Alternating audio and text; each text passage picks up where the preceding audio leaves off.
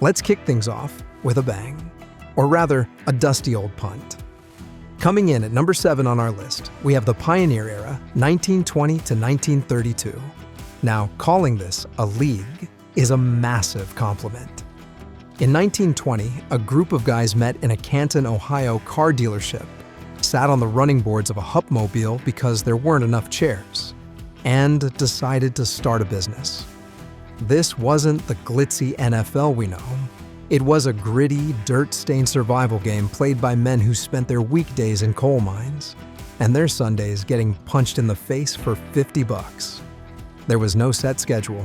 If a team didn't feel like traveling through a snowstorm to play, they just didn't show up. You had teams like the Ouring Indians, who were literally just a marketing stunt for a dog kennel and spent halftime doing trick plays with Airedale Terriers. It was pure, unadulterated chaos, where the league office was basically a guy with a typewriter and a dream. The game itself? Absolute madness. Imagine playing with a ball that looked more like an overstuffed watermelon than a modern pigskin. It was so fat and round that throwing a spiral was a physical impossibility. Most passes were just desperate, underhand lobs that looked like someone throwing a sack of flour. And if you think today's players are tough, these guys were the 60-minute men. There were no substitutions. If you played offense, you played defense, and you played special teams until you either won or your vision went blurry. Oh, and my favorite part, no hash marks. If you got tackled an inch from the sideline, the ref spotted the ball right there. You'd see entire offensive lines jammed up against the chalk, trying to snap the ball with zero room to move.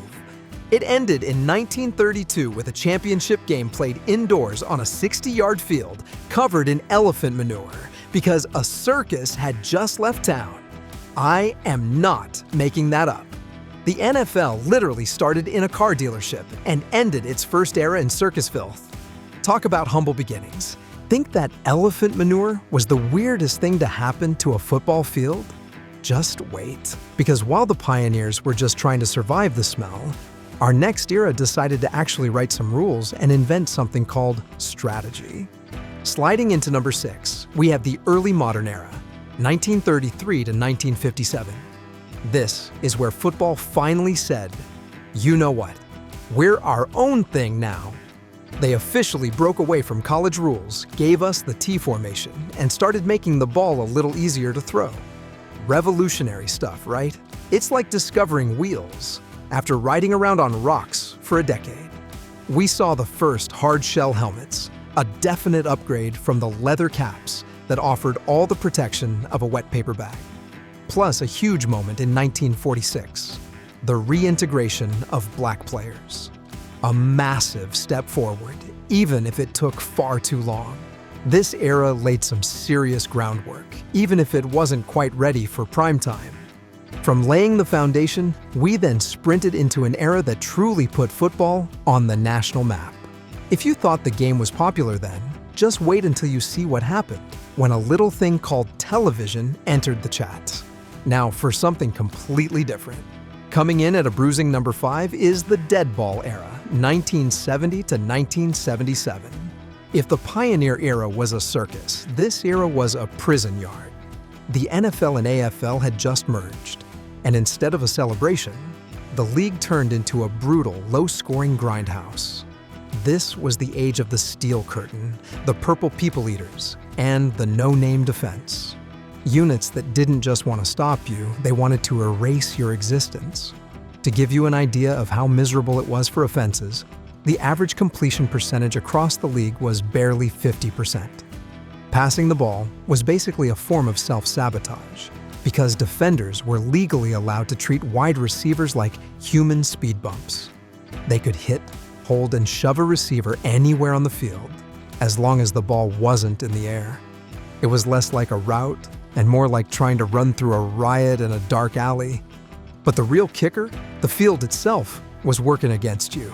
Until 1972, the hash marks were still wide, meaning if a play ended near the sideline, the ball stayed there, effectively cutting the field in half and giving the defense an extra player. Scoring plummeted so low that in 1977, the league-wide passing average was a measly 142 yards per game. To put that in perspective, modern QBs throw for that much in a single quarter while eating a snack. It was a beautiful, ugly time, where a 10-7 final score was considered a thriller, and the most dangerous man on the field was usually the middle linebacker looking to take your head off. It was football at its most primitive and physical, a glorious era of mud, blood, and zero mercy.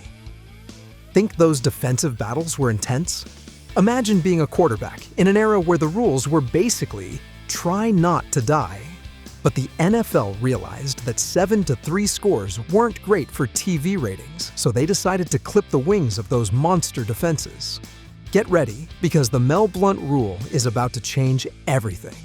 And now for the era that practically invented the modern passing game. Vaulting into number 4, the Mel Blount era, 1978 to 1993. This is where the NFL finally decided, hey, maybe we shouldn't let cornerbacks mug receivers downfield like they stole their lunch money. The infamous Mel Blount rule limited contact to 5 yards. And suddenly, QBs could actually deliver the ball. Combined with offensive linemen finally being allowed to use their hands. Imagine that. Passing statistics exploded like a rogue firework at a tailgate party. This gave us the legendary West Coast offense and stars like Joe Montana. It was a glorious shift, a true evolution that transformed the game into the aerial spectacle we know and love today. From unleashing the pass, we then hurtled into an era of financial shrewdness and superstar power. The league got smarter, the players got richer, and dynasties became a whole lot harder to build. Get ready for a period that brought both competitive balance and some of the most iconic individual talents. Breaking into our top 3, at number 3, we've got the salary cap and gunslinger era, 1994 to 2003. This is where the NFL got serious about parity. The salary cap came in, and suddenly, building a dynasty wasn't just about drafting well. It was about managing your books like a Wall Street wizard. But what truly defined this era? The gunslingers. Brett Favre launching bombs, Steve McNair running through tackles, the greatest show on turf Rams putting up Madden-esque numbers. It was fast, it was furious, and it had a raw energy that felt like the spirit of football was finally uncaged. Every Sunday felt like an event, a high-stakes duel between iconic quarterbacks. If that era was about raw, unbridled talent and financial strategy, our next one is about a paradigm shift that sent offenses into the stratosphere.